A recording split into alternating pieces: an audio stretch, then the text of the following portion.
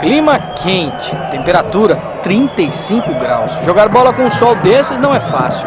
Quando a cabeça está quente também, aí é mais difícil ainda acertar a pontaria.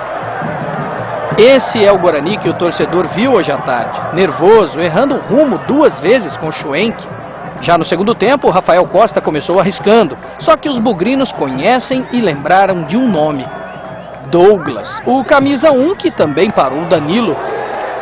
Para a alegria do bugrino, o goleirão do Criciúma machucou-se, foi substituído, aí sobrou para Michel Alves, que não deu conta.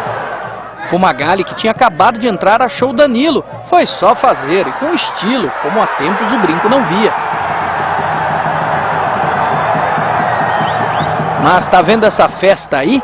Pois é, não deu para comemorar, e Zé Carlos fez o de empate.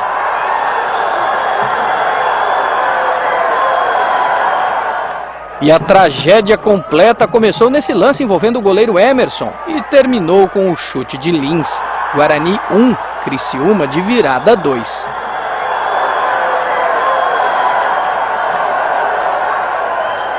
Só deu para lamentar outra vez. Pra mim ali, se for um jogador deles, é falta, né? Mas fazer o quê? Eu não vi, eu tava olhando a bola, fizeram a carga, agora eu não vi se foi nosso jogador dele. Olha em cima, ele caiu no chão, tinha que ter dado falta ali.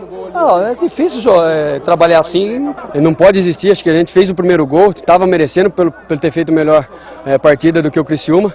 Acabamos pecando, agora é levantar a cabeça que sexta-feira que vem tem o Guará.